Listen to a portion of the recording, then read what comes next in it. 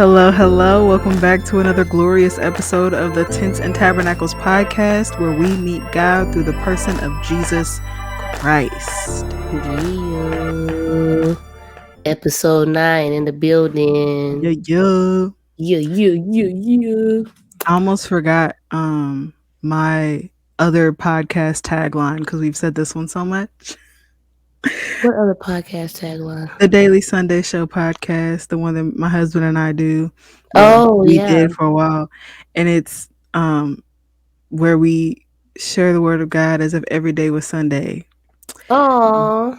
But yeah, so I forgot it when I was trying to tell somebody about it. Anyway, because I was like, oh, it's meeting God through the person of Jesus Christ. That's not the right tagline. That's not the right one. Tagline. That's the wrong one. I'm trying to take a different one. I have too many podcasts. Yeah, that's what happens, man. When you're just multifaceted, you have a lot of platforms, and you might switch them up. Like that happens to me with Instagram. I have to pay attention to which Instagram I'm on. Because I'm like, the audiences are different. Yeah, for sure. It's like you got to stay with the demographic sometimes. Right, because you'll post something and then it doesn't tell you which page that you're posting it on. Mm-hmm. And then you're like, oh, snap, I forgot. I'm on my mommy page and I meant to put that on my personal page. Mm-hmm. And now people are like, what is this? Yeah, not that it's super awesome like your character. It's just like this wasn't the place that was supposed to go. Right. So yeah, so today, guys, wait, I always feel like we skipped this part, our highs and tries, but oh yeah. Do you have any? Yes. So my high is that we were invited to a leadership meeting, leadership conference, leadership seminar. It was like a day intensive, all these words. And it was amazing, absolutely amazing. The speaker, we ended up getting all her books, and like a workbook that went along with one of her books. So that was a high. She talked about emotionally healthy leadership, which is definitely something that the church needs, that any corporation needs or any organization needs, but definitely the church, because we're the ones trying to help other people. So if we're not emotionally healthy, it's no good. Mm-hmm. But yeah, I guess my try would be now that I know all of these things, I'm going to be held accountable to them. I know. Isn't that funny how that works? Man. So I was just going about my merry way, and then I get to this leadership conference and I get convicted about some things, and now I'm just like, well, guess I'm gonna have to do the things. Yeah, you do. You have to at least try them out. Yeah, and be like, nah, I don't think that's gonna work. Right? Yeah, you can't just be convicted and then walk away like the Holy Spirit and just convict you of something. You can't just act like that it exists. Yeah, so, I agree. If that could be a try, I guess then that would be a try.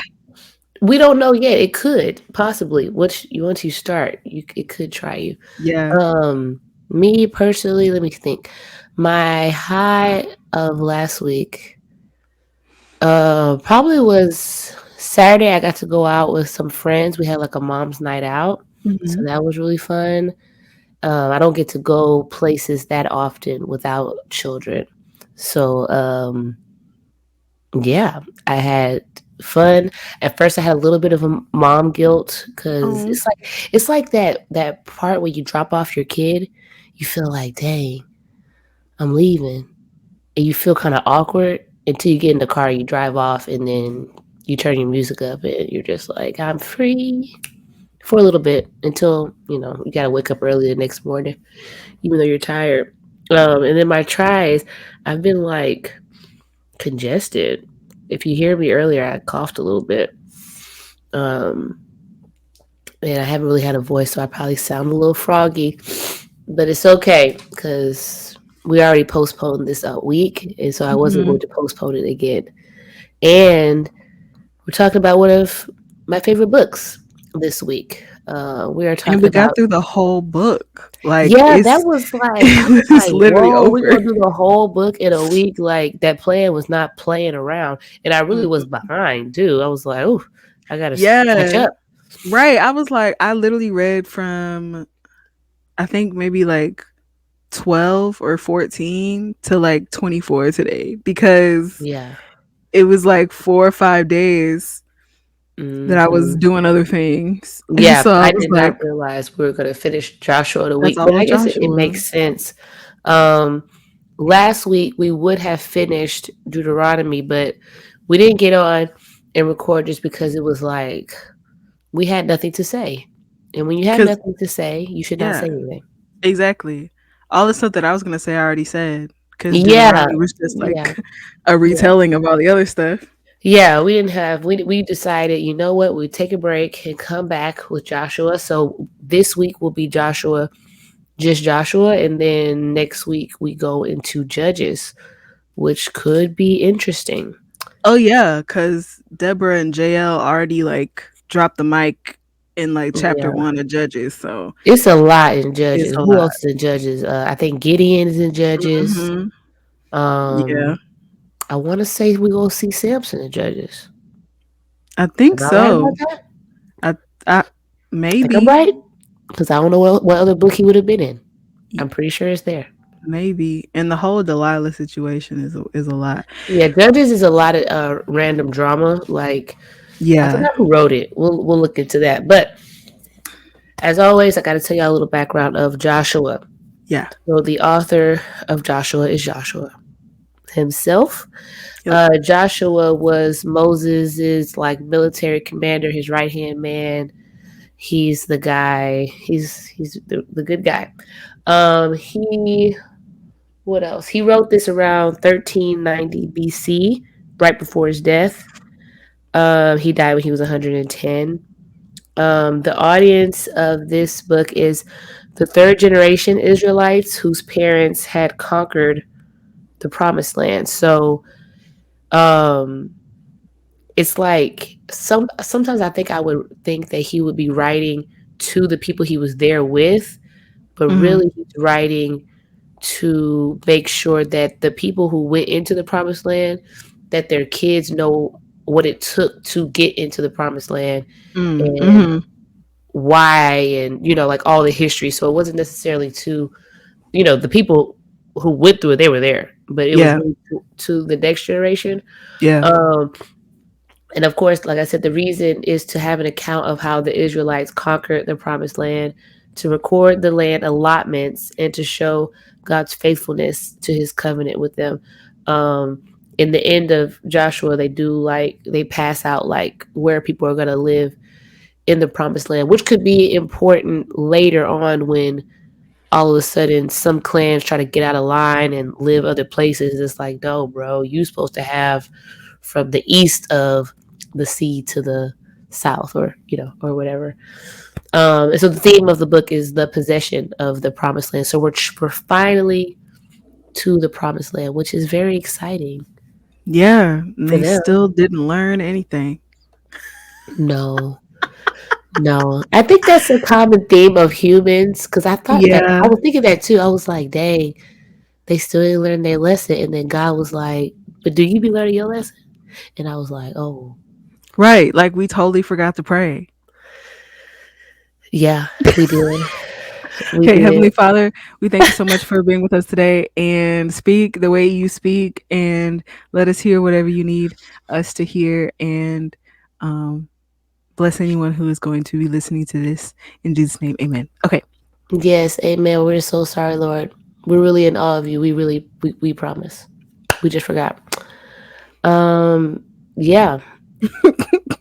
Yeah.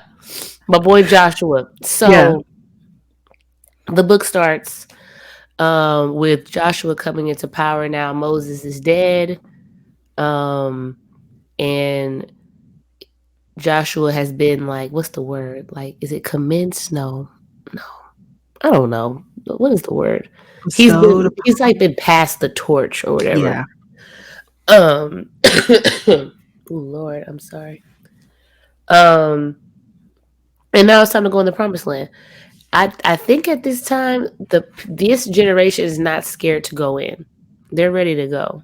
I think Yeah, because everyone that was afraid or whatever died they've died, off. right? Yeah, Yeah, they've because died this was already. after the spies and had gone had gone to bring back the report to Moses, and then they were like, "We're so small, we're like grasshoppers," and anyone who Oh yeah. believed that is dead now. Mm-hmm. Yeah. So I do like how in the beginning of Joshua, it seems that God is like encouraging him, like he's giving him a little bit of encouragement. He wants to like reiterate, like, hey, I know last time everybody was scared. Like, not you, Joshua, you wasn't scared, but everybody was scared. So I'm just going to reiterate to you guys to be courageous. Don't be afraid. I'm with you. I love that. It makes me like warm and fuzzy inside Yeah, because I feel like God is with me too. I'm actually opening up my Bible right now to Joshua 1 yeah, so I this can verse look at it. 9.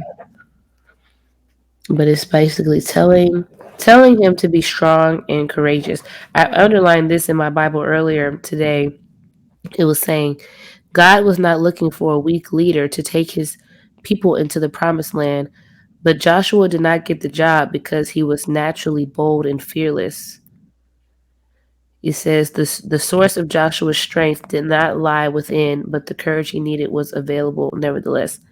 So the theme really of this whole, like, it starts in the beginning, but the theme throughout the whole book as they go and conquer the promised land and every part of the promised land is that like God has to be with them. If God, like, Yeah, you're only winning because God is with you. It's not because right, of anything that you did. It's not because of who you are. It's not because of nothing, but the fact that God is with you and you trust in that fact. right.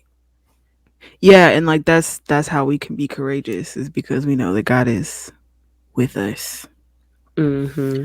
Um, Mm-hmm. that's why it was a command. Cause okay, so at this leadership conference, it was with Dr. Pam Ross, and you should look her up because she just the way she says stuff will hit you right in the pits of your soul, and you know good and well that that's what you needed to hear to get your life together. Um, and then she asks you, "Are you all right?" Um, so she knows she coming for you. She knows she coming down your aisle. But anyway, so she was saying how as leaders, we're not like we don't get denied our feelings, but we can't discount the fact that God tells us how to feel. Mm-hmm. So we can have whatever feeling that we have about a situation. Like Joshua could have very well looked at this situation and been like, I'm terrified. But God told him how to feel, told him to don't be afraid, Yeah. be Yeah. courageous. It was a command. It wasn't a Mm-hmm. suggestion. It wasn't a, hey, you might want to, like, no, it was a command. The same way that we're commanded to count it all joy. It's not a suggestion. God is telling us how to feel. And it comes down to the perspective of the situation. So as we're looking at it from our point of view, the way God can tell us how to feel is because God's looking at it from his point of view. And so if Mm-hmm. we looked at it from his point of view, then we will be able to feel the way he's telling us to feel. And so in this situation with Joshua, he's able to be courageous and to not be afraid and not be dismayed because the perspective that he has is that God is with him. Yeah. Without that Yeah. perspective, he wouldn't feel this way. Mm-hmm. Mm-hmm.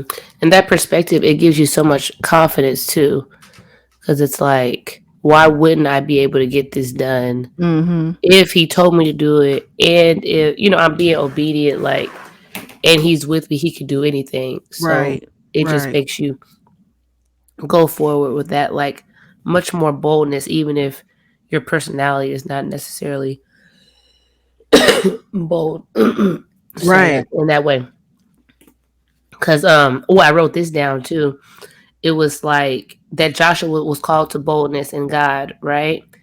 And it said that this actually exposes Joshua's weakness There was a need for such a command because even great leaders need encouragement, and that this boldness was not of himself. It says our self-confidence, like being too full of yourself, like being too confident in yourself can, it most likely and most often leads to like your ruin, like, or Mhm. bad, like it doesn't really lead good ways. But when you're Right. like confident in what God is doing in your life and what God has for you, then that's only leading to good places.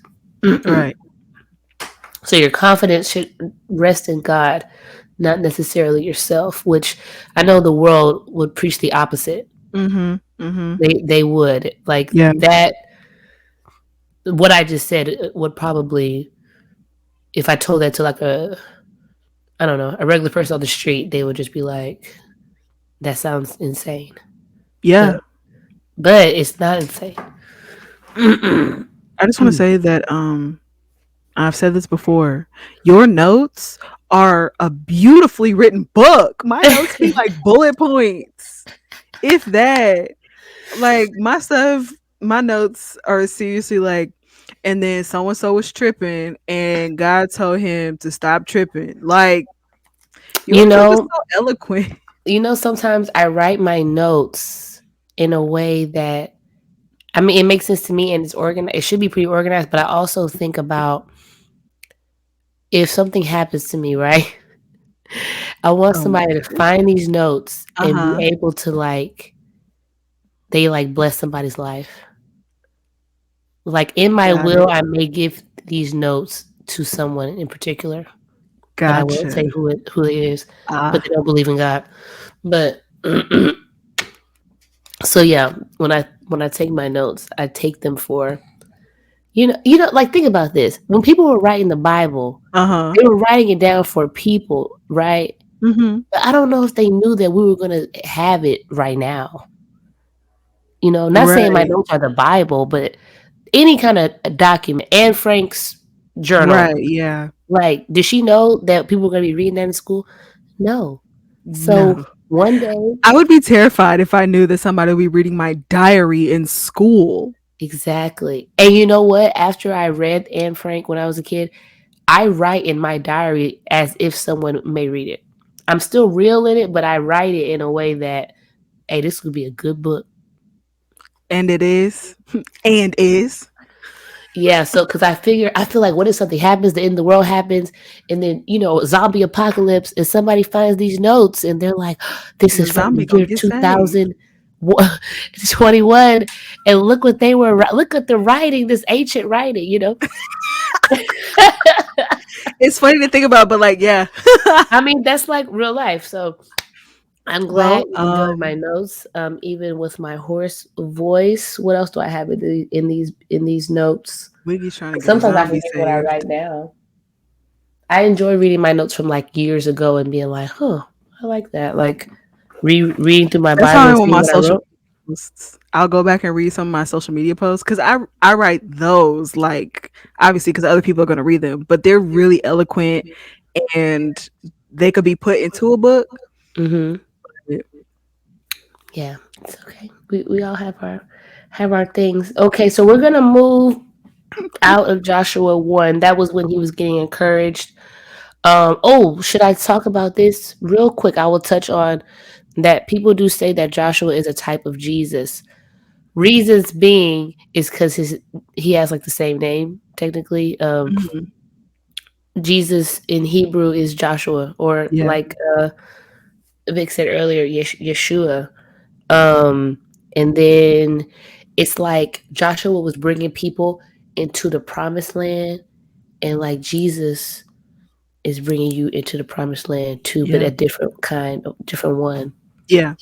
But I think I have more notes on that later. It's more coming.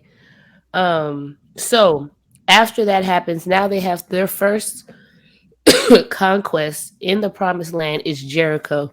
Jericho is like and I'm sure many listeners have heard the story of the Battle of Jericho. Most of the time, I feel like as children, when we learn about Jericho, it's just about the wall part and Mhm. they march around, Right. 7 times, and they yell, and the walls come down, and it's so great. But it's like a much more to this story. So at first, Joshua sends spies again into Jericho in secret. He doesn't tell the whole community this time, as like Moses did before when he sent spies in. Right. Nobody knew. And doesn't I don't even know if it says who the spies were. I think I read it could be speculated that it may have been Caleb again, and maybe the Eleazar, the priest. But I'm like, why would the priest be a spy? But Mm. who knows? But they doesn't say who it was. They go in to scout out the land in secret because this is a very, like I said, very high security. It got a big wall around it, as we know. And the spies get there, and they almost get caught, so they have to hide in a prostitute's house. Mm-hmm. And some people say, "Ooh, why are they at the prostitute's house?" Oh my goodness!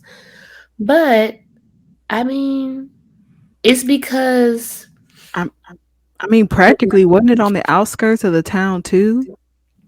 I mean, probably so. And So then it's I like just one of feel the like first ones they got to. But it might be like I read there was what did I read?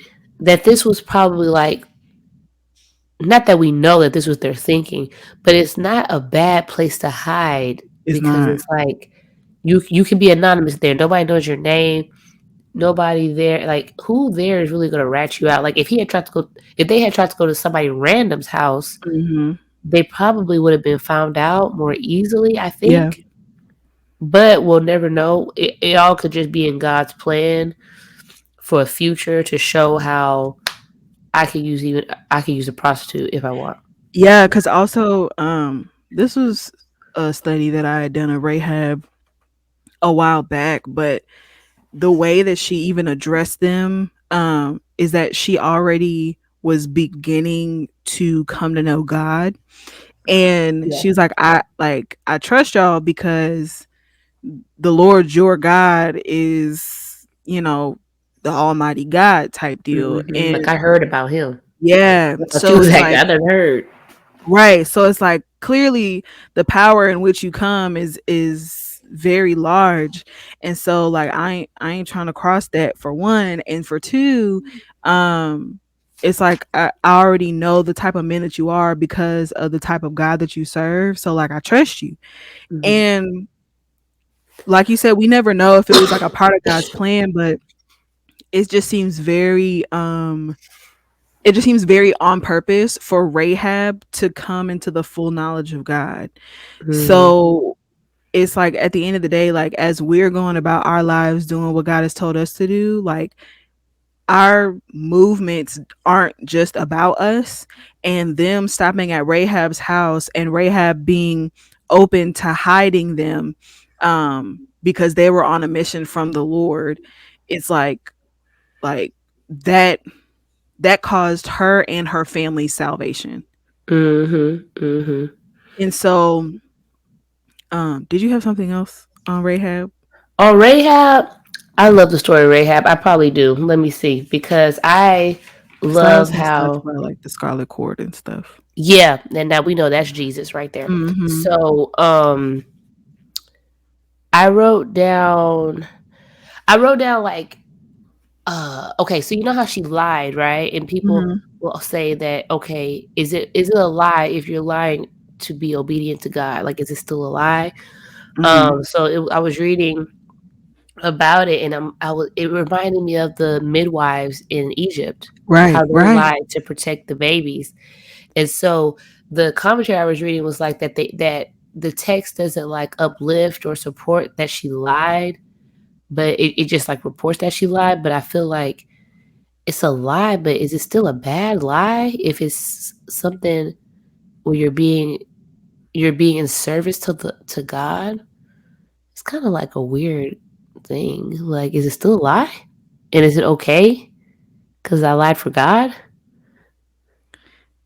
Yeah, that's I don't know sticky. if anybody has that answer for me or not, but Yeah, I don't know either. I just know that like we are in a fallen world, and not everything is perfectly clean cut. Yeah. It reminds me of this show that I watched called The Good Place, and after a certain amount of time, no one was getting into the good place because on this show it was based on points. We know that's not how Christianity works. Um, but in the show is based on points. So if you do all these good things, you get into the good place after a certain point threshold. But as the world went on and became more complicated, it was less there were less opportunities to get a point. Like if you were giving someone, if you bought somebody flowers, um at this point in history you would get a certain amount of points, but after a certain amount of time you bought somebody flowers, then you ended up unknowingly like causing somebody harm because the people who like picked those flowers were, you know, indentured servants or whatever. But so you end up Mhm. losing points, and all you were doing was doing a good gesture. So Mhm. it kind of like us living in a fallen world, everything's not cut and dry. Yeah, it's not black and white. Yeah. Yeah. So it's like to God, sin is black and white. Sin is sin.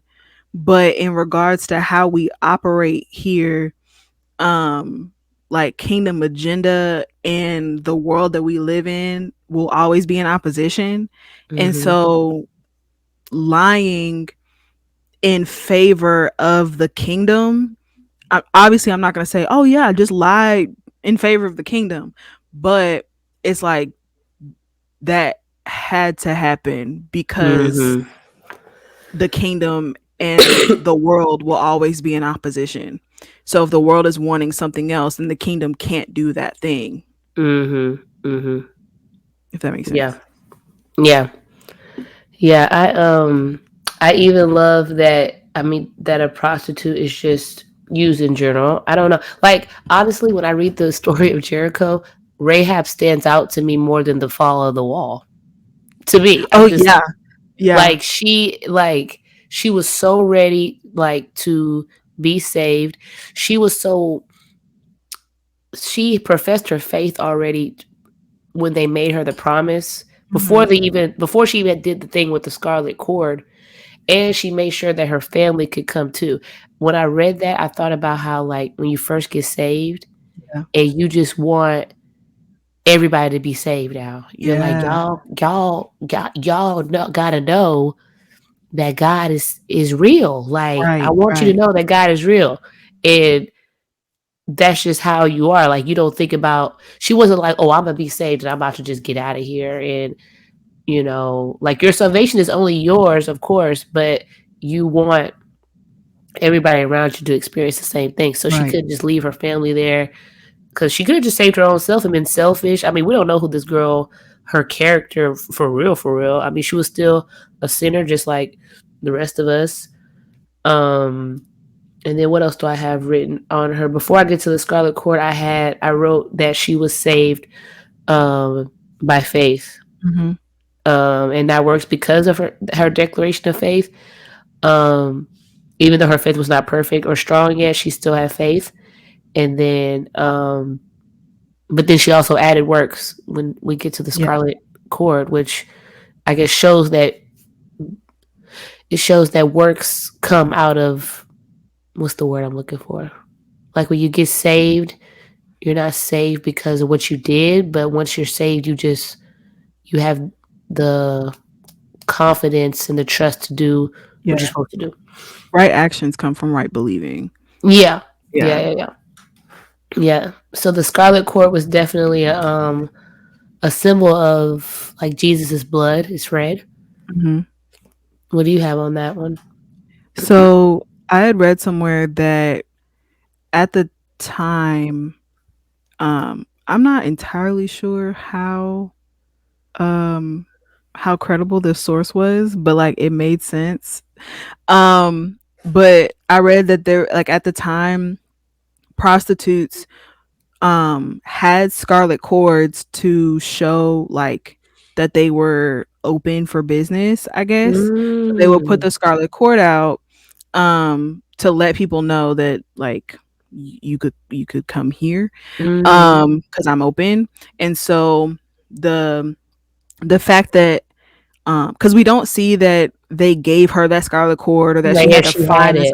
the Scarlet Mhm. Cord. Like, she just had it. So they told her to put it in the window, and it kind of speaks to the fact that the very thing that would cause her shame, the very thing that Mhm. signified her sin, was the same thing that saved her. And Jesus became our sin, and we were Mhm. saved because of that. And so it was on display for everyone and anyone who was in that house. So they were in a house that was previously marked by sin, and they were saved because of it. Yeah. And if they left the house, they were subject to the destruction that was happening within Jericho. But anyone who was in that house would be saved, would be spared. And so it's like to see that the same thing that we used to signify her sin was the same thing that saved her. Yeah. So yeah. Yeah. And I think about this too. Her family is in the house. Now, I don't know if the family already lived in the house or she told them to come over and come be saved and you'll be in this house. But it took some trust for them too. Because what if they're like, say your dad's in the house. Do you really want to hang your Scarlet Cord in the window? And he might say something, but then like all y'all have to, dad has to trust that, okay, this is what is going to help us out, even though we know what it normally means. Hmm. That's It's like, the same thing with the serpent, on the bronze serpent. They had to look at the very thing that was causing them pain yeah, yeah, and trust that that'll save them. yeah. Kind of even parallels too to the blood on the door for the Hmm. Passover. It's like, yeah, signifies the blood. I think I wrote that down. What did I write down? That the Scarlet Court in the window was a signal to the army of Israel that the people in the home were to be spared. I already touched on that. I said that it's faith plus works. I was like, Rahab would not have been spared, even though she declared her faith. If she didn't put in that cord in the window, she would still have died. And it was seen, even as we said, that it's a symbol of the blood of Jesus.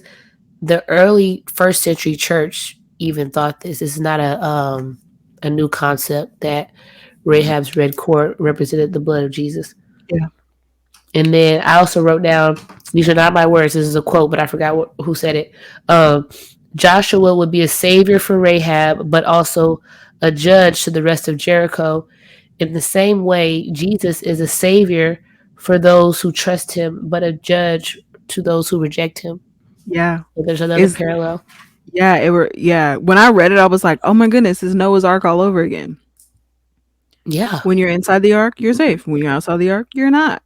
When you are Yeah. inside of Jesus, you're safe. When you're outside of him, you are not.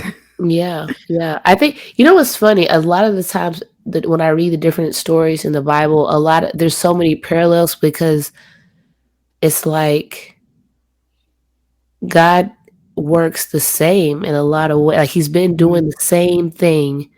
That's why people say he's unchanging because it's like he reacts the same way to everything.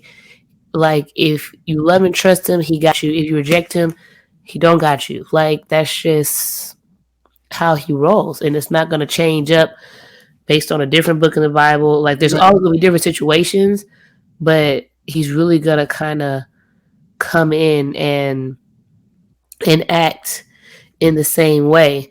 Right. Like even like we get to the next part where after they make that promise with Rahab, the spies, they leave, they go back, and now it's time to go into cross over the River Jordan to go into Jericho. Like God ended up parting the River Jordan, just like he parted the Red Sea. Yeah. Like what? Like I feel like I missed that last time. I read it. I don't know if I I've missed n- it this time. I was like, like I had never whoa. I was known like, that he split a body of water twice. I was like, yeah. Like I'm like, oh, "Oh, so that's what you do. That's right. okay. I You got it. just be splitting waters and stuff." Yeah. Like yeah. Like he Must have been does impossible for Jesus to take a bath.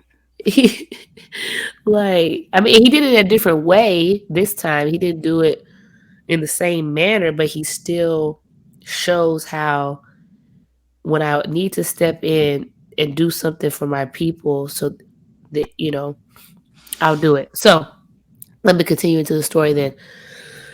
So they got to cross the River Jordan to get in. Of course, now this is another time for Israel to have faith and to be strong and courageous because at this time the River Jordan is actually out of its banks. It's not like a little creek. It's actually like a river. It's moving. Rivers have a current. Yeah. So they're thinking, okay, how are we gonna get over there? Like it's like a billion of us, and we got cattle and all that. Like that's not gonna work out. So they had to again, God is going before them, so it's going to work. And Joshua has the priests hold the Ark of the Covenant and go 1,000 feet ahead of everybody else. And as soon as the priests put their feet in the water, they had to put their feet in the water first. Even the tricky part. Right. Yeah. That's the real faith right there. That I'm just gonna step in the water because I feel like when Moses split the Red Sea, he just held his hand up and it parted and they went Hmm. through. This is we're walking into the water with the Ark of the Covenant, Yeah. but when I hit the water like stopped and it split, and then not only did it split, the river bed was dry. It wasn't even muddy Hmm. anymore. That was Yeah. even more amazing. We even got to walk through and get mud on our shoes. Right. Right. And And that is like that's crazy. yeah, and it's as you're talking about this, it just kind of reminds me that like this time around, um, God is requiring more from them. So the first time that Mhm. they were brought out of Egypt, this is a perfect. Oh my goodness, this is a perfect example. Thank you, Holy Spirit. This is a perfect example of our walk with God. When we're first delivered, um, out of bondage and into a relationship with God, God does all the work. Um, Mhm. and he has done all the work in Jesus Christ, right? So all we have to do is accept and walk across, right? Because the Israelites didn't necessarily believe what was going on. It was just there, and they walked across, and they're just watching all this stuff happen. They didn't have to have faith for that to happen. Moses did, Mhm. and Moses was a representation of God. So God did all the work. And then now, after having been through the 40 years of spiritual reformation of sorts, um, a purification of sorts as well. Now you see with Joshua, who is a picture of Jesus, and they're walking with this picture of Jesus. You have to have a little bit more faith. The level that you're like going to needs more faith, and so they needed faith to step in that water without it having split before they walked through it. And also they were required to consecrate themselves before the morning of. They didn't have to Mhm. consecrate themselves from Egypt. Yeah. And so Yeah. now this is a personal um decision to move into the next step in their walk with God. So Mhm. they had to actually make the effort. They had to actually show that they were ready and that they trusted God, and it wasn't just handed to them. Um I feel like in this moment they stopped being children of Israel and they started being like the people of Israel instead of just a bunch of kids, if you know what I mean, like spiritual Mhm. children, Yeah. where they had to grow up a little bit. Yeah. I agree. That was good. Mhm. That's what I'm in right now. I'm not even gonna lie to you. That's the conversation my husband and I just had. It's time for us to grow up, and the word's not just gonna be easily handed to us anymore. We gotta go I get it. We know. gotta have faith for it. I know. We Those gotta get growing it I for mean, ourselves. those growing pains they necessary, but I mean it hurts. That growth, maturity, spiritually, all that. When you get Mm, older, you realize like, dang, I gotta get it together. Man, Adulting is not the funnest thing. it's not. Like, I'm trying to be a Toys R Us kid. Yeah, like, why do you think Peter Pan didn't want to grow up? And you know, it's like it's cool, but with what's the more responsibility, more independence, more responsibility, Ghetto. more having to discipline yourself, you know, all that. Okay, let me speed through this quickly because we got other stuff to talk about. But I do like when they crossed the Jordan, they took stones from the middle of the Jordan Mhm. to make like a memorial on the other side to show, again, to show their children and future generations, look, this is when God did this thing for us. This Yeah. is when you look at this, you can remember when you're having those doubts that you'll know um, what God has done. That's like for us modern day, when you start having doubts about when God's going to show up in your life, you think about what God has done. You have your own little memorials in your head, or you can look at your kid or look at yourself or look at something to point to God has shown up before, he's going to show up again. And then they also put rocks back into the bed of the floor, so that, or somewhere like in the river, so that when there was a season of drought, that people could see the stones and also know um, what happened there. So yeah, so after that, they're going to conquer Jericho. And what happens there? I think that's where my notes kind of stop. But Oh, because they were circumcised again. oh yeah, I saw that, and I was like, again. But Yeah, then I but it's read the people further. who hadn't. Yeah, I read further down that it was like, oh, so I was like, oh, people had stopped circumcising their kids. Mhm. So y'all really got to get yourselves together. But then I was kind of confused because I was like, I thought it was like literally a ceremony that you had to circumcise your kids, like on the eighth Yeah. day. So why y'all not? So why y'all wasn't doing it? I think it was that moment in time, like, right while Moses was about to die, and so I think it was just, like, this small section of time where the parents died off before they could circumcise their kid. Maybe, I'm sure there's a reason. I just thought that was kind of interesting. I was like, wait, so were they wilding by not circumcising the kids too? But who knows? But Yeah, because yeah, it says, "Though all the people who came out of Egypt had been circumcised, yet all the people who were born on the way in the wilderness after they had come out of Egypt had not been circumcised. For the people of Israel walked 40 years in the wilderness until all the nation, the men of war who came out of Egypt, perished because they did not obey the voice of the Lord." mm, okay. And it's possible that how like Moses had wrote that down, but he really wrote that towards the end of his life. Mm, So maybe they didn't really get the law until like recently, and they're like, oh yeah, we got to do this now. We just read it. gotcha. I Yeah, mean, it's maybe. possible. It's possible because sometimes I had to like tell my brain like this is not written in real time. This is written as somebody remembering their life. Was circumcision one of the ones that was supposed to be done after getting to the promised land? That part I don't remember. The only part I remember was that you were supposed to circumcise them. I thought on the eighth On the 8th day? day when you Mhm. bring them to the priest. That's what I remember reading. 'Cause I know that the whole, like, I feel like that was one of the ones. I may be wrong, but now that you talk about it, I feel like that was one of the ones that was like, "This is what y'all are gonna do when you get to the promised Yeah, land." it could And be. It could be that these were just the laws that we're going to put in place, but they weren't put in place quite yet. That makes sense.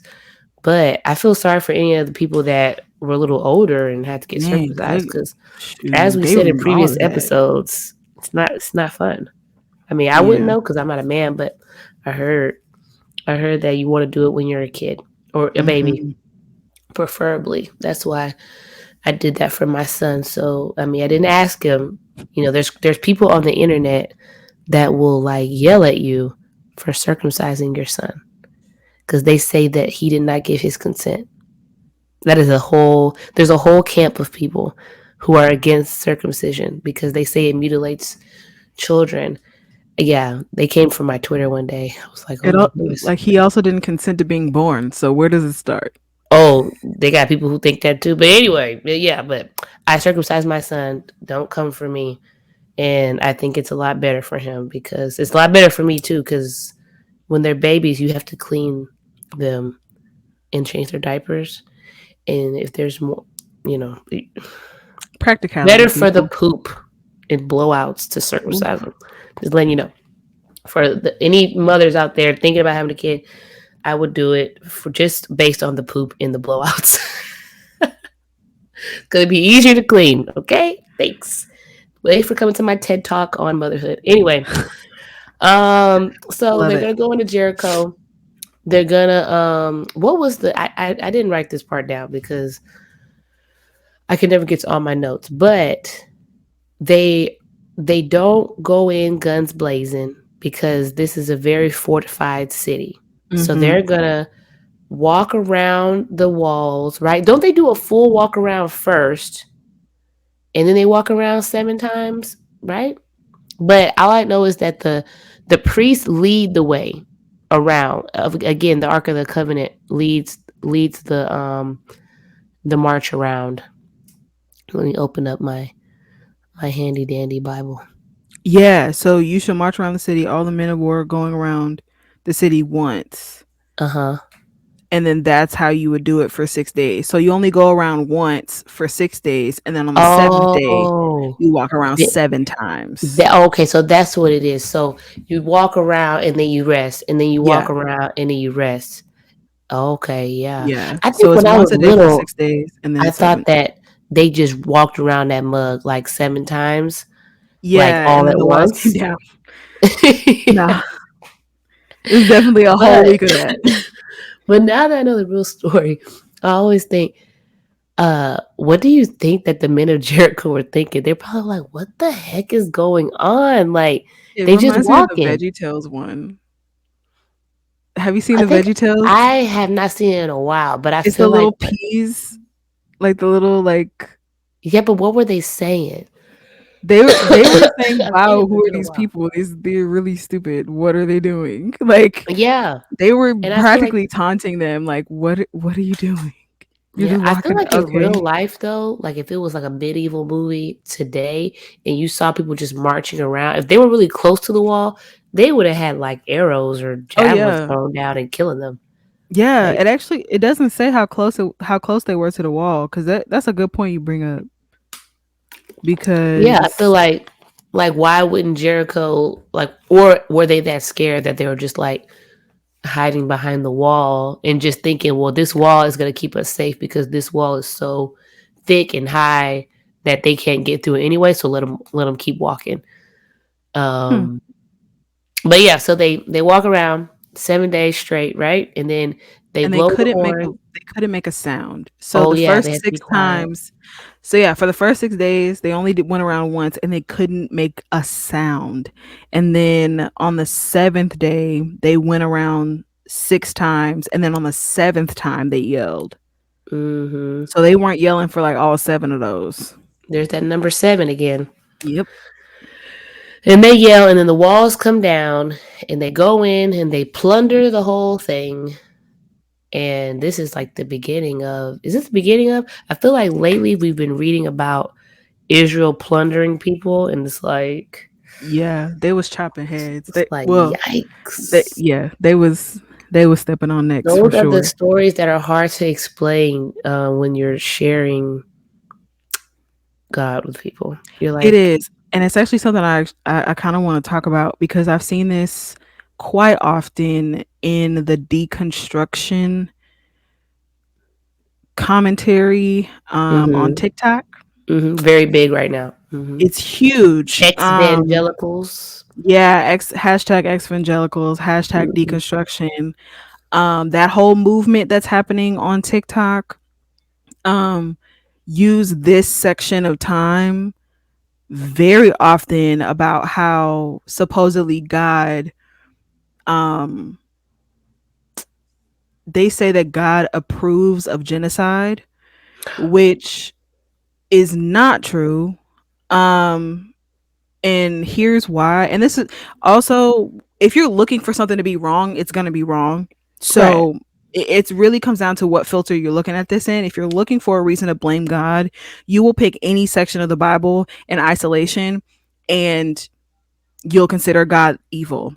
But Mhm. the same way as if you are a 4-year-old kid and somebody walks up to you on the playground and pushes you down, and you want the teacher to punish them for pushing you down, you can't say that God supports genocide without understanding that a 4-year-old wants the teacher to punish the one who pushed them down on the playground. Mhm. God is justice. So we hear God is love, and this is something that we often hear on TikTok is, oh, if your God is love, then how does he support genocide? If your God is love, how is he okay with murder? And then they'll insert Joshua chapter this, verse this. Mhm. If you look at it in isolation, it does look like that. I'll give you that. Mhm. But if you understand the context, is that these people were in direct opposition to Israel. So Yeah. it's not like they just walked up into some random person's house and started shooting. That's not what happened. So when you're hearing this or reading this or watching it on TikTok, be mindful to go back and read the context. Especially if you're kind of wondering and it kind of makes sense to you, just pause for a Mhm. second. At least give God that. At least give God enough time to second guess what these people are saying. If you don't give God anything else, if you go back and read it and still feel that way, by all means, feel the way you feel. Yeah. I'll Yeah. pray, I'll pray for you, whatever. Feel the way you feel. But Mhm. give God the benefit of the doubt for once in your life to go back and read the context because um God is justice. And just like we said before, if you're not in the house, then you are Yeah. subject to the justice and the judgment, therefore judgment of God. So if like you I have the think choice it's of just being in the house. you can't really say because it does sound very harsh. You're like, dang, he just had them kill all the people, even the women, even the children of different places. But I wouldn't say he condones or promotes genocide because if he promoted genocide, Rahab would have been killed Right. regardless of anything. Mhm. Now, if more people, say in Jericho, if other people had a revelation like Rahab did and had believing hearts, they would have also been saved. I think that most of the people still rejected God. The God had a big reputation at this time. Joshua had a big reputation. Like they knew what was going on with the Israelites. It Yeah. wasn't like people were like, "Who are these people? We don't know anything about them. We don't know anything about their God." People knew They did about their not God. believe out of ignorance. Yeah, They they chose they not. they rejected. They literally rejected God because they had their own gods, their own idols that they were comfortable with. That they say, you know what, this works for me. Like a lot of people do today. Oh, whatever religion they are, whatever new age stuff they're in. Oh, this works for me. Okay, whatever. But at the end of the day, you feel like you may not be purposely all the time rejecting God, but you are. You might feel like you have good intentions, like, oh, I would just rather practice this type of spirituality, or I would just rather, you know, whatever. Is still rejecting God at the end of the day. And regardless of what you believe, He is in charge. I mean, that just is what it is. Mhm. Like, if it's his world, his universe, his cosmos, all this stuff, he decides what goes on. And Right. that's just how I see it. Like, it sounds harsh, but to me, I'm a realist. And if I believe in God and I believe that he holds me all together, he holds the world together, and that and he says literally, if you reject me, I'm a annihilate you. I can't be surprised when he annihilates people who reject him. Right. It's so weird because it only sounds harsh when we're talking about God, but it's not harsh when we talk about the death sentence. It's not harsh when we talk about someone getting fired at the job for not doing their job. It's not Mhm. harsh when you see consequences happening to people in their life, but as soon as you attribute it to God, then it's harsh because Yeah. people want to. And I get really passionate about this because God's holiness is just that. It is holy. And we play Mhm. around with him in church, and we do people a disservice when we teach the love of God without the justice of God. And I've said this on Mhm. previous episodes, but we're building a very ignorant church. We're building a church that thinks that God is complacent Mm. just because Jesus is there. No, Jesus got the justice that we deserved. I need you guys to understand this because that's where our faith is in. It's not us messing up on a daily basis and saying, "Oh, but God forgives me." Yeah. That's not what Yeah. we have been saved into. And I'm talking to believers at this point. That's not what we've been saved into. We are saved because Jesus took that justice. And that's that. Mhm. Jesus Yeah. took the punishment for all of it so that we don't have to. The same way that we're seeing punishment being and judgment being doled out to people in the Old Testament, we deserve that. Yeah. That's what we But deserve. it's not gonna happen. You're not gonna get the judgment you deserve if you put your faith in Christ. If you Exactly. don't put your faith in Christ, you Then are you are gonna get that your own judgment judgment. that you deserve eventually. Because we all gonna have to stand before God at the end. No one's gonna escape it. So, if you decided your whole life that you were gonna dedicate your life to leading people away from Jesus, or you dedicate your whole life to, I mean, just whatever else, consciously say, no, I don't want to be with God at all. Like, I mean, that just is what it is. Like, I was not reading, I was watching this video one day, and the guy was like, well, like, why do people deserve hell if they lived a good life, but they just didn't believe in Jesus? And he's like, well, people who want to go to heaven, they want to be with God. He's like, so if you don't want to be with God, why do you want to go to heaven? He was like, hell Exactly. is being separated from God. So that's what you chose.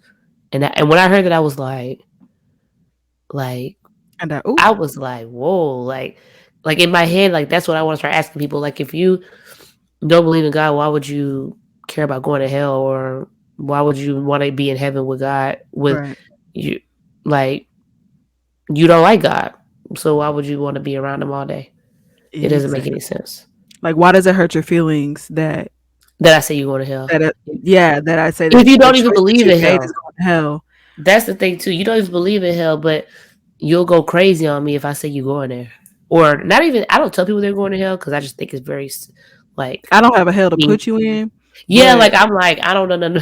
God can do what He want to do. I don't right. know what He gonna I do don't with know you. what your heart is. I'm just I going just based on know what that you're it telling me, exists. but I feel like hell is really like just really being separate from God, like totally. People be going through hell already. They don't in their minds. They yeah, don't even know. right. But it's like, because I don't feel like people weren't created for hell. Hell was created for the devil and And demons, his demons, right. like that lake of fire situation. But like being separate from God, that's like an eternal torment. Nobody really want that. Like you're Yeah. just gonna be empty and nothing for your whole life. Mhm. Sounds pretty horrible. Right. Yeah, Yeah. but I yeah. didn't mean to sound so harsh. However, comma, No, you it's sounded the right. end You sounded times, right. and I ain't playing no games with Yeah, nobody. yeah. I just, you have to be, I feel like a lot of people are very bold in their beliefs, and if I'm not just as bold about God, then like Yeah. why? Like why am I used to be a little more timid about sharing my beliefs, my experiences, what I knew to be true, and then Mhm. I just decided, well, shoot, people who gang banging for the devil, they be loud and proud. Mhm. So I need to do the same thing. Now, when I say I don't tell people they're going to hell, like some people are like, repent now before the gate Right, of hell is right. waiting. To me, that doesn't bring people to God. So It I don't doesn't. say, I don't It do doesn't. that. I just share my experiences. I share what's really in the Bible, and I feel like that's what worked for me. So it's gonna work for other people too. Yeah. Um, God's justice shouldn't be surprising to anybody. yeah, It just it shouldn't. It really shouldn't. And the fact that it is, and a lot of yeah, like young people who grew up in church and they know about the saving grace of God. Well, if you don't understand what you've been saved from, then the saving grace of God is just a nice little powder puff mm-hmm, message. And then you mm-hmm, realize, oh wait, yeah, my fate is very bleak. Like it's bad if mm, without God. yeah. When you really And think that's about it, how we can praise him. That's how we can worship him. That's how we can honor him and respect him because we know at any moment, like with the brush yeah. of his finger, we could not be here. And we know our life without God. That's Exactly. that's like a reason. Like when the switch really happened, it's like I know how my life is without void of God. It's terrible. Yeah. Like I don't care how happy I looked on Instagram. Look in my eyes, it was dead in the eyes. So you know, and that's like a whole theme too in Joshua too, right? Yeah. You have to know without God, you are not getting none of this stuff done. You are not. Mhm. Your life is not going to have that purpose that it's supposed to have. It's just not. And I hate for people to just keep putting their faith in themselves. Yeah. You are not that cool on your At own. all. None of us are, man. Like you need, and I said that last. I don't know what episode that was, but you keep trying to operate in your own strength, your own confidence, and you keep crashing and burning. And I do it. Everybody does it. Yeah. But I mean, I'm telling you, you better let God handle that. Um, okay, let's move on to we will talk about the Gibeonites, huh? Gibeonites and the Yes. day the sun stood still, which proves to me Yes. that time doesn't exist. So okay, so I actually read a commentary on that, and they had like quoted a part, well, quoted a, I was gonna say a verse, it's not a verse, but quoted a passage from a book. I don't remember the name of the book. I'll have to like text it to you, but basically it's like it's speculated that it wasn't necessarily that the sun stood still, but rather there was a, okay, I'm gonna back up. So when God rained hailstorms on the Canaanite, well, the Canaan people of Canaan, all the ites, the Mm, Hittites, Jebusites, all the all ites, the right? time, all the Yeah, all the ites. And when the battle and whatnot in 10, um that the hailstorm was actually like like a meteor shower, but like the end of a comet. So like this huge comet went over, and the end tail of the comet caused the like this hailstorm, quote unquote hailstorm, which was really like a meteor shower. And mm-hmm, then the comet that went over is what also like not tilted the world off, or just like delayed the tilting of the world, which allowed the sun to quote unquote stand still, or there to be a longer day, because also there's been some like ancient texts on the other side of the world being a longer night. So it wasn't just in that mm, area, it was literally the whole world either um shifted axis, or like turned the opposite way for a second. mm-hmm, um mm, But yeah, so and some people are mm. like the sun can't stand still because the sun is already still and the sun's not moving. But we all say that the sun rises and sets when it doesn't. So it's not like Yeah, so say not that that could just be poetic. The sun right. stood still, but Yeah. like you said, the Earth could just stop rotating Yeah. for a second. Either way, it's a miracle by God.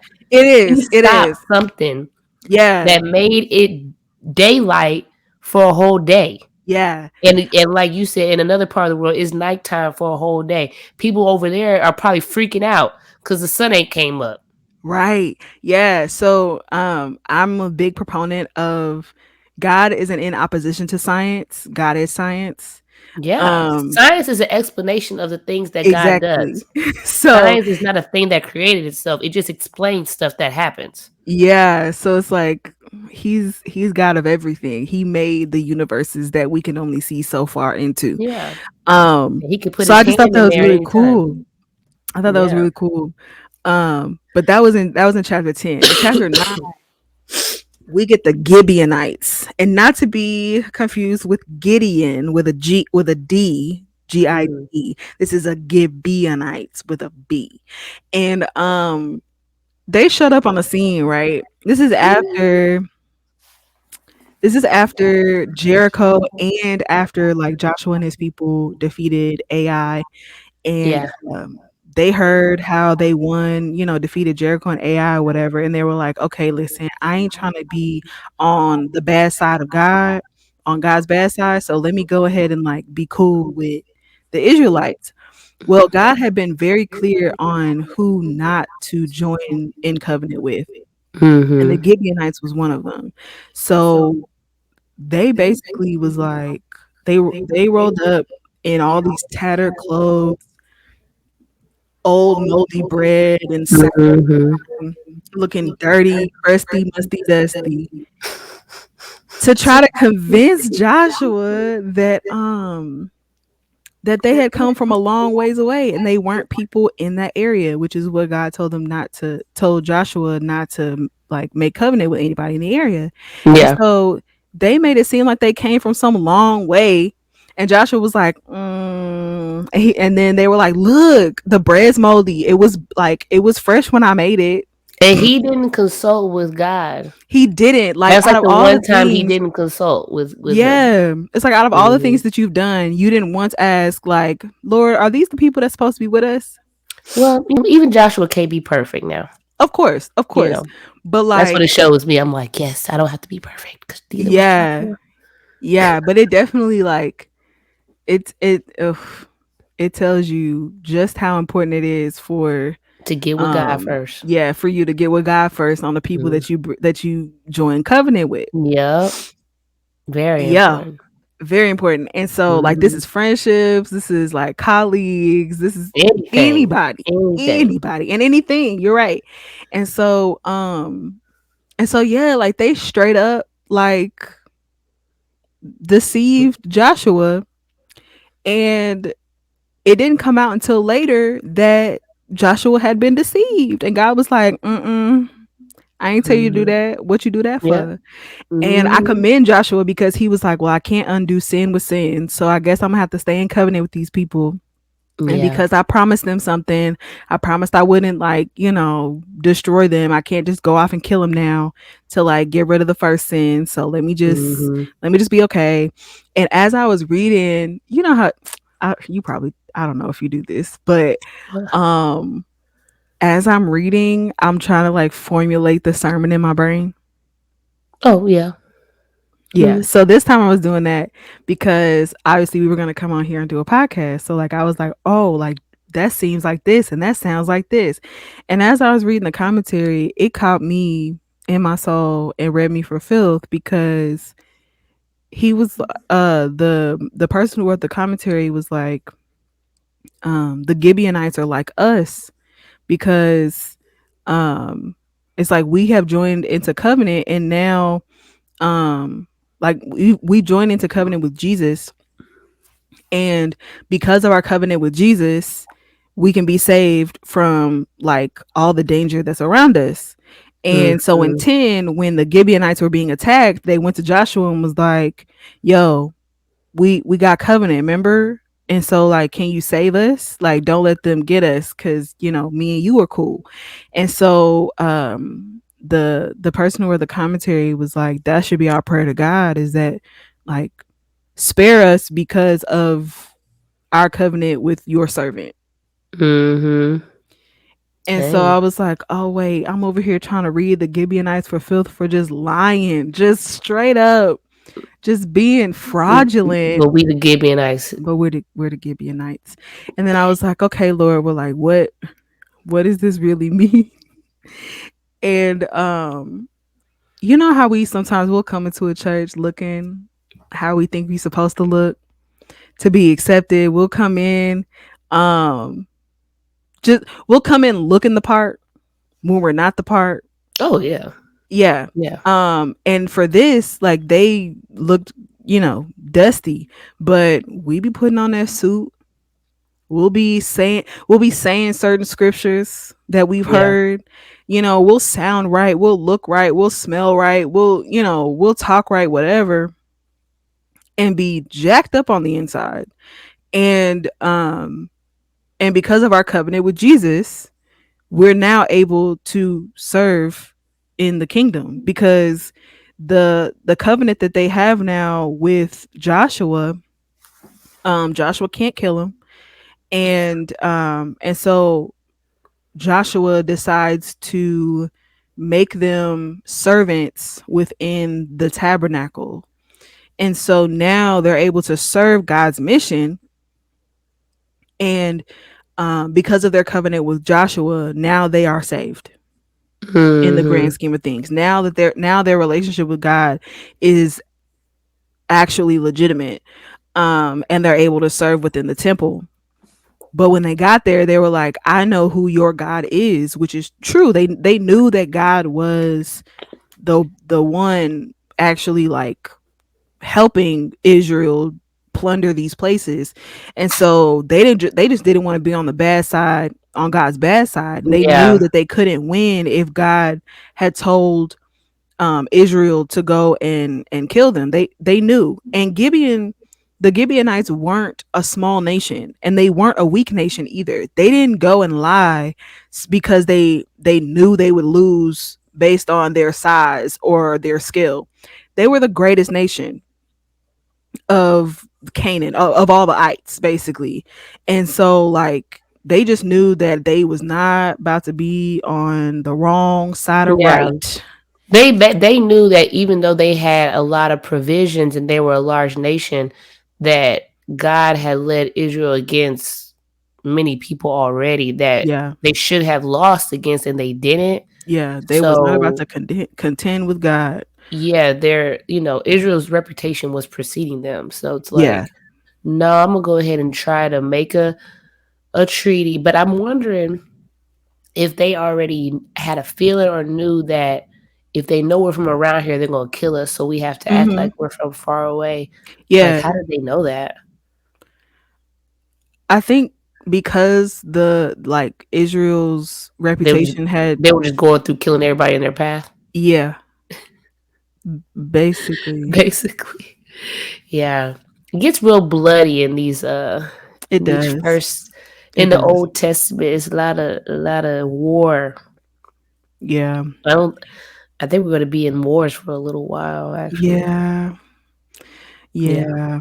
But there was so all the ites and whatever, the rest of the ites, there was a king, I think his name was Adoni Zelek or something like that.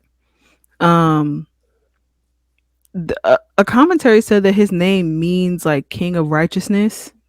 Mm, Um and basically like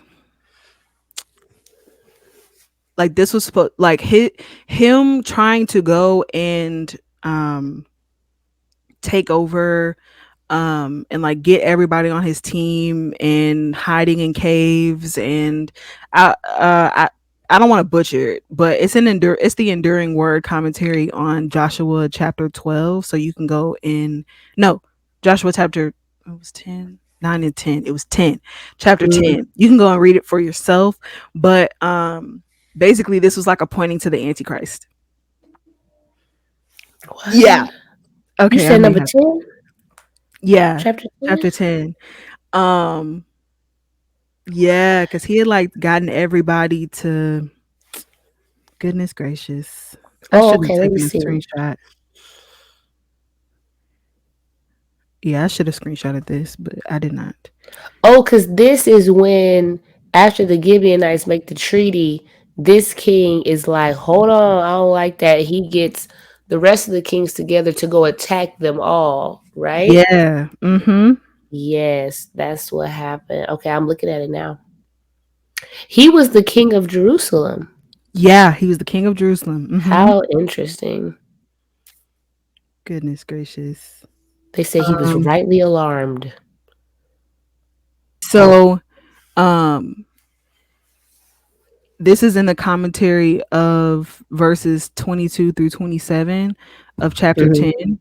And so it says the king of Jerusalem, Adoni-Zedek, was among these five kings.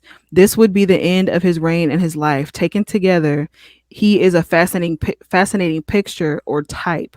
His name means Lord of Righteousness, the pagan king of Jerusalem. He led a confederation of kings. He fought against Joshua, resisted God's occupation of the land, and kept with the other kings in caves. The Bible tells us of a coming false Messiah in Revelation 13, verse 3, who will rule over Jerusalem, 2 Thessalonians 2, verses 3 and 4, who will lead a confederation of kings, Revelation 17, verses 12 through 13, fighting against Yeshua, Revelation chapter 17, verse 14, resisting his occupation of the land, Revelation 19 verses 19, and hiding in caves, Revelations chapter 16 verses 15 through 17. All in all, Adoni-Zedek is a fascinating picture of the coming Antichrist. Oh wow. I was like, hold on, pause. Yeah, like what? I Big just totally pause.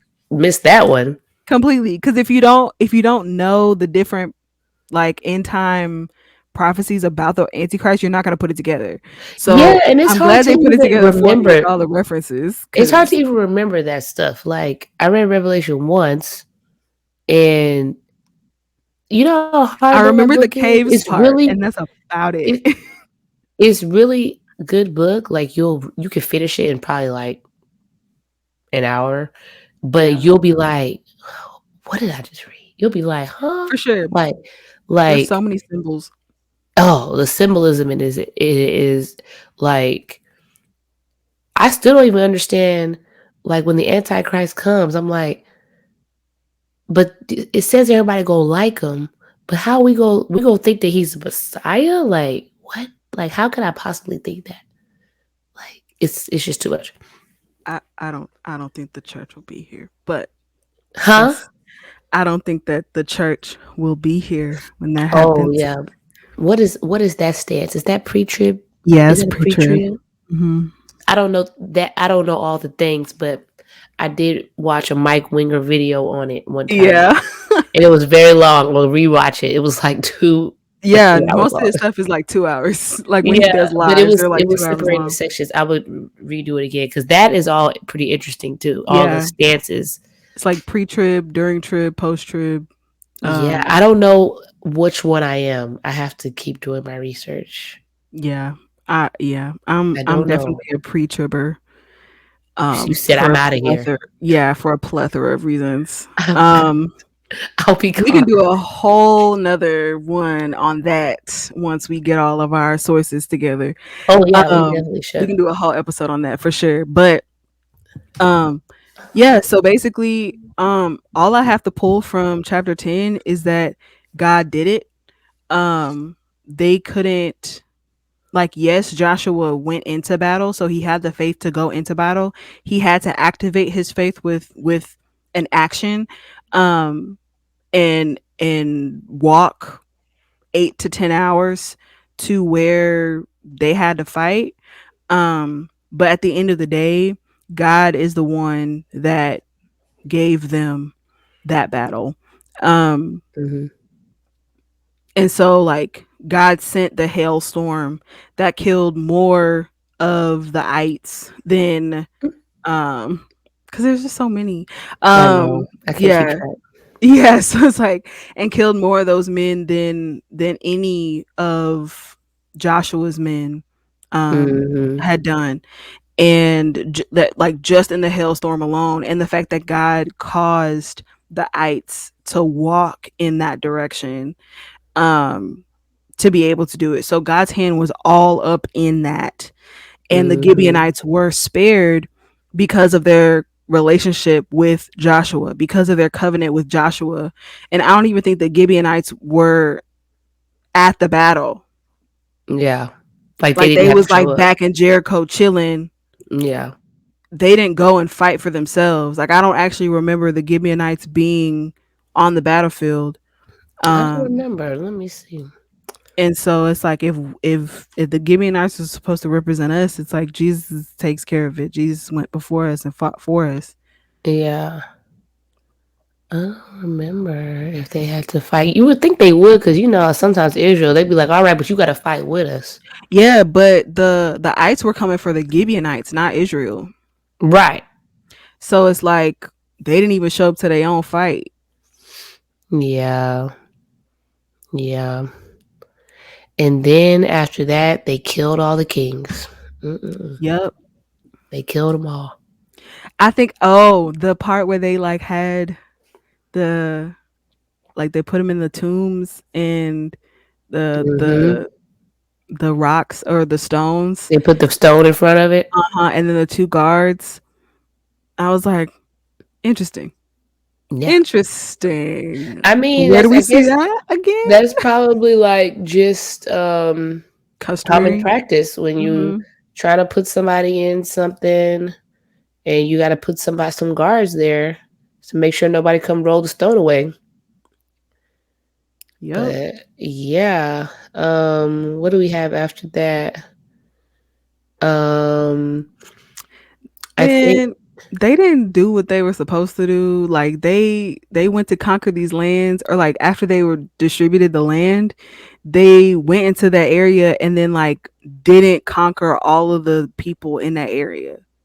yeah, there were a few times I forgot which one it was, what people it was, but instead of killing them, they made them their slaves. Because I Yeah. kept trying to go to different translations because it said forced laborers, Mhm. and I was like, hold on now, Right. forced, and then but every translation I read is either said forced labor or slaves. Yeah, it's like if they slaves, Except for just say it. like I think KJV says something different. Like, Yeah. but you know how I feel about KJV. Yeah. They make it sound They nice. they be switching stuff up. Oh, okay. It's in Joshua 16. However, they did not drive out the Canaanites who lived in Jezer. I Mhm. don't know. So the Canaanites still live in. This is the people of Ephraim.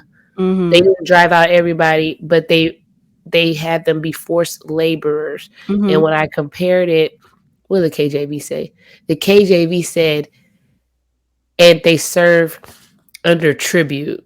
That's Oh, so vague. well, unless their tribute is like Katniss in the Hunger Games. Yeah. So that Um, part stood out to me because that's another like question. Like when you do apologetics or whatever, right. or street preaching, people be like, "Well, God allows slavery," and then it's like the allowing something and like condoning it is not the same thing. It's not. And there's a lot of other scriptures that also speak against that as well. Like, yeah, slavery and like kidnapping. So Yeah. I feel like just because it says that there were forced laborers, it doesn't say, and God said, take them as slaves. It just says that they did take them as Mhm. slaves, Yeah, because honestly, which, they were just supposed to get rid of them. It like they weren't even yeah, supposed to still even be there, yeah. So that and doesn't that came to bite say them that, in the yeah, it's behind. not a command from God. There's no commands to say you should take slaves or you will take slaves. It's just like, okay, you're a sinner, and I know you be having slaves, and for some reason you won't stop. So I'm gonna tell you not to like kill your slaves. You know, Basically, it's like like because that, since you're gonna have them, like here's the protocol for them yeah. if you're gonna do it. I even saw this guy, that old guy that goes to the colleges. He says that throughout time, what God does is He tightens. He says this is His words that He tightens the noose on sin. So when people Mm, ask him about slavery, he says that these are people. He's like he looks at the culture and he's like, and with each year, with each, whatever, you can see how God is like, how people are stepping further and further away Mhm. from the type of sin like polygamy or slavery or whatever it was. But he's like, but he never comes out and says that this is what he wants people to do. He's Right. just trying to, like, it's like when God brings you closer to him, it's like there are radical changes in people's lives. Like we Right. can say there are big changes, but it's like when God's bringing you closer to him, it's like he's kind of like peeling stuff off of you sometimes, like Mhm. little by little. Sometimes it's not like a whole, like, I zapped you and now you're like not even yourself anymore. Like Right, right. that's not real. Like you're still a human being at the end of the day. You're still prone to sin, and you have your favorite sins that you do that God knew Mhm. you were gonna Yep. were gonna be your favorites. So yeah, that's what I have to say about that. But yeah, it came to bite them in the butt because then they started to intermingle with these people and their Yeah. gods. And like Joshua was like, listen, love the Lord your God with all your heart and your soul and your strength. And that's it. And they're That's like, it. I got you, bro. I got you. Like, I'm going to love God. Like, what you mean? Like, God did I know all this they stuff. I'm always going to love answer God. so quickly. They They're always do, like, "Yes, we bro. will." Or like, I think at the beginning, I forgot what it was, but I made a comment on the Bible app, and it was like, "We will obey you just as we obeyed Moses." And I was like, Y'all "Just ain't as you obey, obey who? Moses? You like, did used to y'all disobey forget? that man all day." Bro, y'all made Moses old, okay? Right. Y'all made Y'all Moses gave not him even be able gray to get hair. into the promised land because y'all made him so mad he couldn't even listen to God right. Man. I'm still mad about that. I feel like that wasn't even Mhm. all his fault, but it's not my business. But like, I just thought that was like, they're always so gung ho. Like, yes, Yeah. we will. Even though, like I said, this is not like a play by play. Like again, Joshua wrote this when he was an old man. He's recounting everything, so it could just be like they, way I'm reading it. Yeah. I don't know. But it seems like they're always so quick to say, yeah, we will do it. And then like the next paragraph is like, oh, we And they was fell in the like, sand. Like, what? yeah. And I guess that's just human nature, right? Like there's some people who, like, say you go to church and you feel in a word, you're like, ooh, that was Mhm. so good. And then 2 days later, your friend got tarot cards and you dealing with the tarot cards. Like, come Yeah. on, man. What you doing? Yeah. You was so gung ho 2 days ago. Right. Yeah. And now There's you a back over verse. here. There was a verse that I highlighted towards the beginning, right before it was either right before they got into Jericho or right after, like, you guys basically are devoted to things that are marked for destruction, and therefore you will be marked for the same destruction as that you are Mhm. devoted to. And it's like now they are sparing these people, that and like these kingdoms, basically they're sparing them and just letting them be around, and it's like you're not finishing the job. Like, it's this partial obedience that you like that started with Abraham. You know what I mean? Like, you like Abraham went to the place that God sent him, but he didn't leave all his family. He took his cousin, and then he had to deal with all Right. the Sodom and Gomorrah situation. Didn't even have to do all that, you know?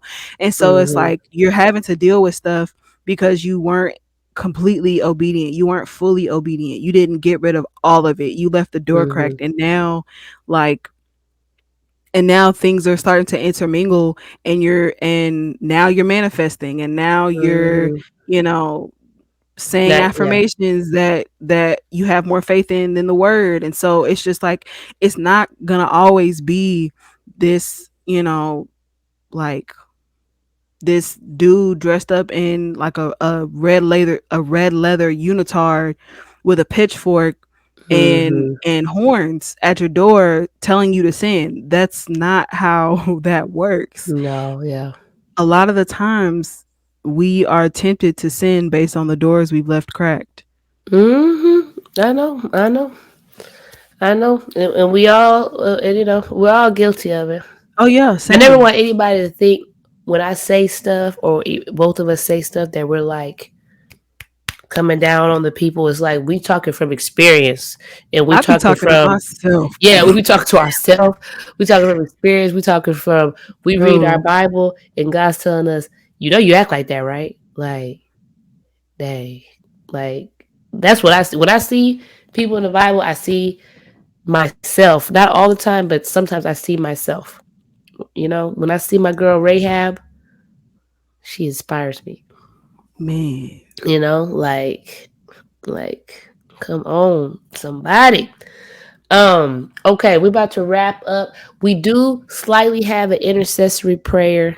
Mm-hmm. Wait, before I get to intercessory prayer, at the end of Joshua, we get to the famous line of Joshua where he says, "As for me and my house, we I will serve the Lord," which everybody loves that verse. And in that farewell speech, he's, again, like Vic was saying, he's telling them, bruh, you got to stay strong and courageous. He's reminding them of all the things that God has done. And he's like, look, if you want to stay with these people, they are going to be a snare and a trap for you. I'm just letting you know. But he's like, as for me though, I'm going to serve the Lord. You do what you want to do. Yeah, But, and that is like my mantra of life. same. Like, I tell people about God, and I feel like my life should be a testimony. So I try to just make sure my actions Mm-hmm. match up with my words. But at the end of the day, as for me in my house, I'm gonna serve the Lord. You do you, boo. Right, go for what Um, you know. yeah, I ain't gonna drag you to heaven. Um, but yeah, back to intercessory prayer. We got our boy. I want to say his name is Aiken or Achin or Eight. I I think it's don't know. Aiken. Aiken, my boy Aiken, son of Carmi, son of somebody Listen. else. This is back in the Jericho situation.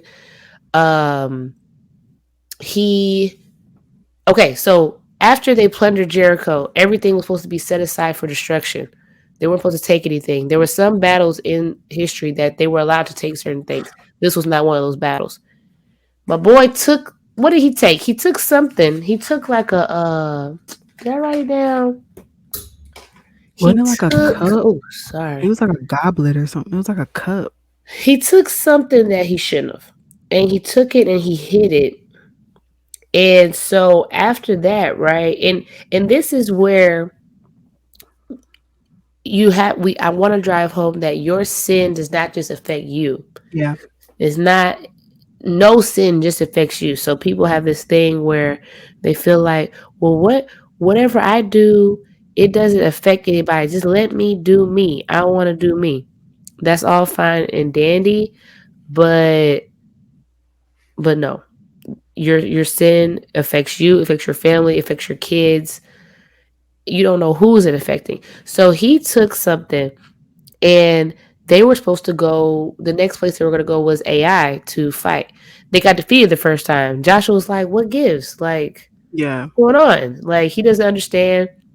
And it's because God had already told them, look, if y'all take some of this stuff, I'm not going to be with you no more. He already told them beforehand. Mm-hmm. He said, I ain't going Yeah. to be with you because I can't Yeah. be around this stuff I told you to destroy. Can't be mad if he So told you. yeah, so Aiken did this. That's why he's in the intercessory prayer section, because you doing stuff you ain't supposed to do. So Joshua, when they lost the fight, Joshua was real upset. He tore his clothes. He fell down to the ground. He talked to God. He put some dust on his head. He's like, "What's going on?" So God tells him, "Sorry, y'all." Lord, he was like, somebody took something, and they find out who it was. And Achan was judged. What did he say he took? Oh, this is what he took. He saw a beautiful cloak from Babylon, 5 pounds of silver, and a bar of gold weighing 1.25 pounds. And this is from Achan's mouth. I coveted them and took them. You could see for yourself. They are concealed in the ground inside my tent. So he not only did he take it, he hid it. He buried it and thought nobody Mhm. was gonna know. Right.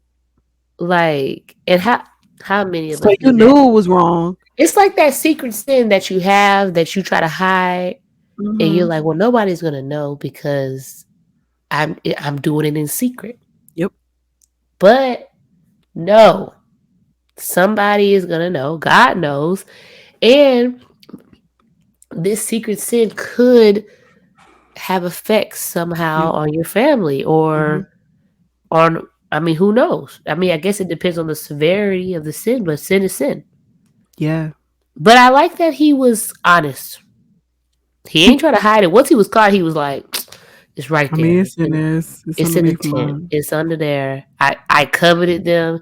He said he wanted that beautiful cloak from Babylon. And we know Babylon represents places that are not with the Lord. But Yeah. yeah, so at the end though, they stoned him to death. He confessed, but he didn't get. I mean, he died anyway. There They was no kind of had Jesus to. at this time. Yeah. No Jesus to cover that sin. He got his judgment that day. Yeah. Yeah, but that was all I had for I think for that portion. Mine was Joshua for being deceived so easy.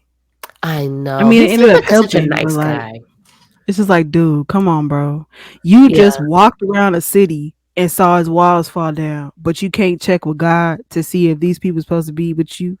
yeah. He had a little moment, but you know what I always thought about Joshua's. Every Joshua I know, they have like a little like it's like they're gentle, like they have like a kind spirit, Mm-hmm. and I just feel like he was just kind of a little like he was a military man, but he was really nice. So he was just like he had like a heart, like a nice heart to him. Like he wasn't skeptical enough. Yeah. Yeah, he was just like, oh, okay. You got moldy bread. We got bread. We got manna. It's the You fact want to that he take? took it. He literally took it and looked at it. Like he was just like, let me hold that for a second. Let me see. Yeah. Like, dude, it was in It's your because he hand, didn't pray about it. That's why I even get mad at myself when I don't pray about stuff and I be wondering why stuff going wrong. I'm bro. like, man, you didn't even ask God about that. Like I wasn't even supposed to be in this. Yeah, like I Well, didn't I'm ask in God it about now. that at all. Like I'm tripping. But yeah, Yeah. that's it for today, guys. But yeah, that's all we got for y'all on Yeshua. Mm-hmm. Um, I liked it. It was good. Now on to Most of it, Judges, yeah. The end of it is just them, passing out land passing and out the land, which I may messing up look at multiple later times. on my own. I have a book of maps, like biblical maps, which Mm-hmm. ooh, excuse me. I like to like see where the tribes line up Yeah. to modern day because it helps to me to figure out how people spread and like where the clans really could lie because Yeah. it's like the clans are like on the border of the Mediterranean Sea, Mm-hmm. and it's like the Mediterranean Sea is like bordered by like Europe, Asia, and Africa. Yeah. So it's like the where they were is more like there's like Africa and uh Asia. Asia. Yeah. Asia Minor So it's just and like, that's interesting. yeah. You know? Yeah. Very interesting. But okay, guys. As Click all the always, buttons. press all the buttons. We need likes. We need comments. We need reviews. We need subscriptions. We Yeah. need All the things. um is it subscriptions on the podcast too? I think so. Subscribe. Yes. You can subscribe on Apple Subscribe. Music So you get or Apple a Podcast. notification when your girls post a new episode. Yeah. Do So it, I please. apologize for my voice this episode and for coughing. I did try to mute most of my coughs out, but yeah, I showed up. Shoot, I showed up. You So, showed did, girl. You showed out too. yes, I hope next week that I don't sound like a frog anymore, but I know you love me anyway. Yes. So, we We will love bid you you. guys adieu. We love you guys, and we appreciate the support, and we love the Lord. Okay. Bye. Bye.